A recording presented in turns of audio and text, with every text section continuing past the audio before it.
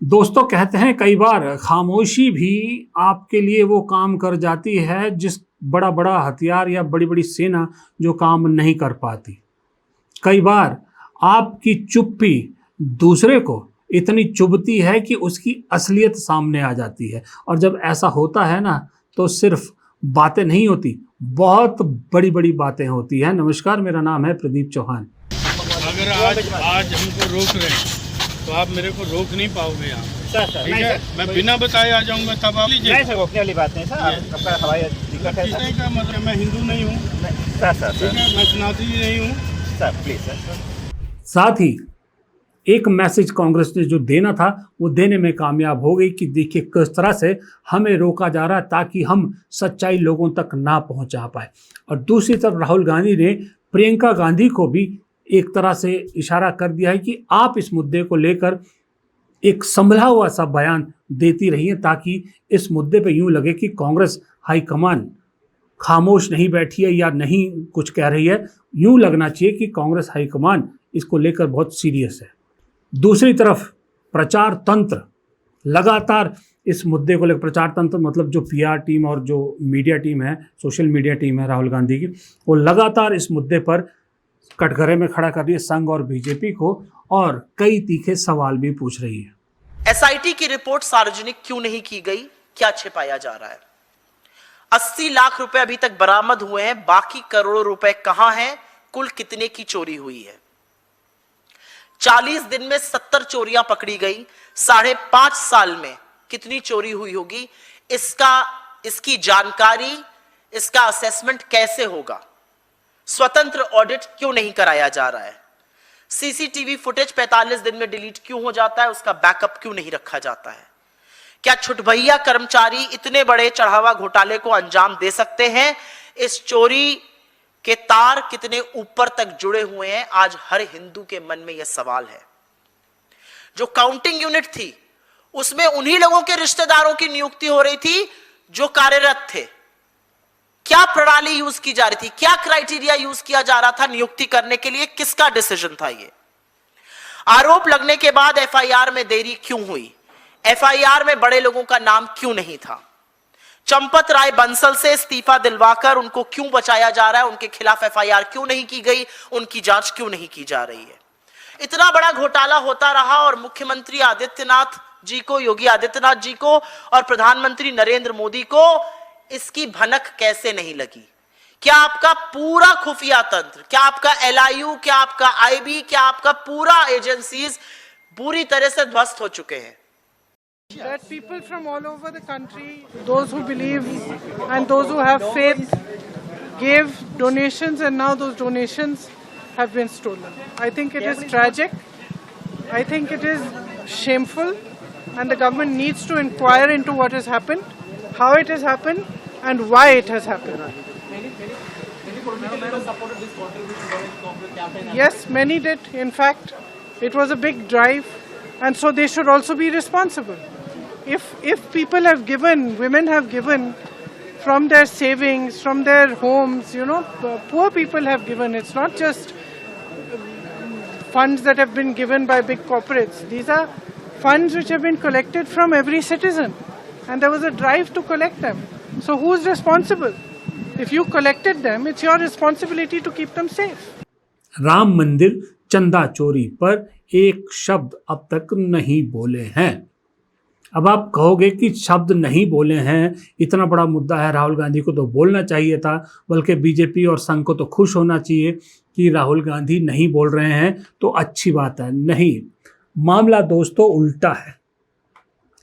इंतजार में बैठा है संघ, इंतजार में बैठी है बीजेपी कि राहुल गांधी इस मामले पर कुछ बोले। क्यों नहीं राहुल गांधी बोल रहे हैं और क्यों बीजेपी चाहते हैं वो बोलें, वो बहुत इंपॉर्टेंट है। उस पे आने से पहले मैं आपको बता दूं कि ऐसा नहीं है कि राहुल गांधी ने कभी ये चंदे चोरी को लेकर या राम मंदिर में हुए घोटाले को लेकर नहीं बोला है। राहुल गांधी तो राहुल गांधी ठहरे ना, वो तो इतने सॉलिड भविष्य वक्ता हो गए हैं कि कई लोगों को शायद उनसे अपना भविष्य दिखवाना चाहिए। सोचिए, राहुल गांधी ने अभी तो कुछ नहीं बोला। 2021 14 जून 2021 का एक ट्वीट देखिए, 14 जून 2021 को उन्होंने कह दिया था कि श्री राम स्वयं न्याय है, सत्य है, धर्म है, उनके नाम पर धोखा अधर्म है। 6 साल पहले राहुल गांधी ने आशंका जाहिर कर दी थी। अब कितनी लंबी फहरिस्त बनाएं जहां राहुल गांधी बहुत पहले ही प्रिडिक्ट कर चुके थे कि ऐसा हो सकता है। एक और साबित हो गया।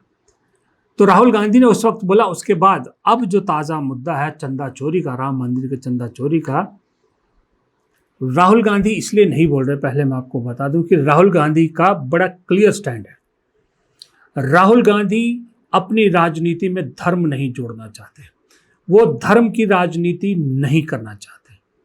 उन्हें मालूम है कि जैसे ही वो चंदा चोरी पे कुछ भी लिखेंगे, उन्हें तुरंत एक सिस्टम लग जाएगा हिंदू विरोधी घोषित करने में, या बहुत कुछ उनके खिलाफ एक पूरा सिस्टम उतर आएगा। और जो असल मुद्दा है कि किसने चंदा चोरी किया, कितना किया, किन पर कार्रवाई हो रही है, किन को बचाया जा रहा है, इस मुद्दे से ध्यान भटका दिया जाएगा। पूरी media, social media, IT cell, troller, अंधभक्त सब राहुल के पीछे पड़ जाएंगे और हेडलाइंस को बदल दिया जाएगा, उस तरफ ध्यान कर दिया जाएगा। इसलिए राहुल गांधी ने बड़ा क्लियरली सोच लिया है कि वो इस मामले में कुछ नहीं बोलेंगे। यूं भी वो धर्म को लेकर बीजेपी पर प्रहार नहीं करते हैं, या इस धर्म की राजनीति को लेकर वो नहीं बोलते हैं। राम मंदिर का निर्माण या शिलान्यास का मामला हो, उस वक्त भी राहुल गांधी ने जब उसका जिक्र करते हैं तो कभी धर्म को लेकर नहीं कहा, बीजेपी को निशाना बना। उन्होंने ये सवाल हमेशा उठाए कि उसमें ओबीसी दलित की भागीदारी कहाँ थी, आम आदमी की भागीदारी कहाँ थी, उसको लेकर सवाल उठाते। क्योंकि राहुल गांधी बहुत अच्छी तरह से जानते हैं जिस दिन वो राम मंदिर को लेकर कुछ सवाल खड़ा करेंगे, इस चंदा चोरी के जैसे मुद्दे पर कुछ बोलेंगे, बीजेपी का एक पूरा इकोसिस्टम जुट जाएगा उसमें। तो फिर बात सिर्फ राहुल गांधी तक नहीं रहेगी, फिर बात खींचते खींचते जवाहरलाल नेहरू और मोतीलाल नेहरू तक चली जाएगी।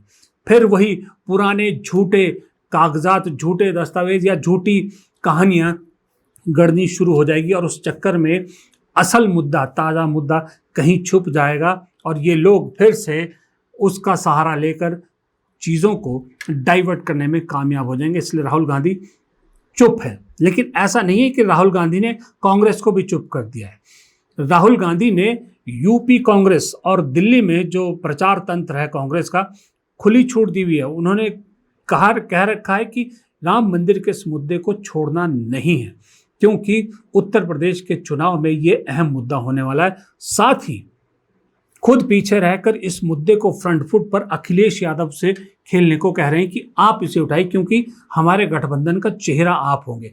इसलिए आप देखिए, राहुल गांधी अगर खामोश है तो उत्तर प्रदेश के नेता लोग, चाहे वो अजय राय हो अध्यक्ष, चाहे वो शर्मा जी हो, अपने केएल शर्मा जी हो, और सांसद, उनकी ड्यूटी लगाई थी कि आप जाइए राम मंदिर जाके आइए। वो गए कल, लेकिन उन्हें रोक दिया गया, पुलिस ने रोक दिया, किसी को गिरफ्तार कर दिया, दर्शन नहीं करने दिए गए। 3-4 दिन पहले अरविंद केजरीवाल को जाने दिया, उन्हें नहीं रोका गया, लेकिन कांग्रेस के 8 सदस्यीय डेलीगेशन को मंदिर में जाने से रोक दिया गया। उन्हें पहले ही पुलिस ने गिरफ्तार कर लिया या फिर उन्हें वहीं से वापस लौटा दिया। यही वजह है जो मैंने आपको बताया कि राहुल गांधी की चुप्पी से बीजेपी कितनी परेशान है। इसीलिए वो जो गुमशुदा के पोस्टर राहुल गांधी के लगाए गए थे, वो इस एक तरह से प्रोवोक करने की कोशिश थी, उकसाने की कोशिश थी कि कहीं तो कुछ निकले, कहीं तो कुछ जिक्र हो, राहुल गांधी किसी मीडिया से बात करें तो उसमें सवाल ज़रूर पूछा जाएगा चंदा चोरी को लेकर, और राहुल गांधी कुछ तो कहें। लेकिन राहुल गांधी अब बहुत शातिर हो चुके हैं, बीजेपी की हर चाल को बखूबी समझते हैं। इसलिए उन्होंने कहा चुप्पी साधे रखो, इनकी तकलीफ अपने आप बढ़ती जाएगी। क्योंकि बीजेपी को एक उम्मीद थी, सही बताऊं आपको, बीजेपी संघ को ये पूरी उम्मीद थी कि कांग्रेस कुछ ब्लंडर करेगी, राहुल गांधी कुछ ना कुछ ऐसा बयान देंगे जिसे हम ले उड़ेंगे। पूरे अपने गोदी चैनलों को तैयार रखा गया है, उन्हें पहले ही डायरेक्शन मिल चुकी है कि जैसे ही राहुल गांधी कुछ बोलेंगे, जो हम नैरेटिव बोलेंगे उसी पे चलना चाहिए पूरा सिस्टम। अपनी पूरी टीम तैयार रखी गई है, पूरे अंधभक्त तैयार बैठे हैं, सब लोग तैयार बैठे हैं। जैसे ही राहुल गांधी कुछ बोलें, उसको किसी न किसी तरह नेहरू तक ले जाएंगे और हिंदू मुसलमान एंगल उसमें डालेंगे, हिंदू मुसलमान। और इसी सिलसिले में इस बार ये जो हिंदू मुसलमान करने वाले सोशल मीडिया इन्फ्लुएंसर है ना, बीजेपी के भक्त, पता है इन्हें समझाने की जिम्मेदारी किसको दी गई? राघव चड्ढा। जी हाँ, वो राघव चड्ढा जो कुछ दिन पहले तक बीजेपी की नफरत की राजनीति को भर भर के कोसते थे, आज उन्हें ही जिम्मा दिया गया है। ये जो हिंदू मुसलमान करने वाले इन्फ्लुएंसर है, इनको कैसे तैयार रखा जाए, ये हालत हो गई है बीजेपी की। पूरा सिस्टम तैयार है लेकिन माल कुछ नहीं मिल रहा, मटेरियल कुछ नहीं मिल रहा। आप देखिए बीजेपी पर प्रहार कांग्रेस कर रही है, उसमें भी बयान बड़े सधे हुए, कोई बयान ऐसा नहीं है जिसमें भाषा का कुछ मर्यादा का उल्लंघन किया गया हो या इस तरह का किया गया हो। और एक चीज़ और, राहुल गांधी ने खुद राम मंदिर ना जाने का तय किया, साथ ही एक हिदायत और दिया उन्होंने, जो मेरे सूत्र बताते हैं कि इमरान मसूद या इमरान प्रतापगढ़ी, जो बड़े मुस्लिम चेहरे हैं कांग्रेस के उत्तर प्रदेश में, वो भी इस मामले में ना कूदे, ना राम मंदिर जाएं और ना ज़्यादा इस पर एग्रेसिव हो, क्योंकि वो मौका ही नहीं देना चाहते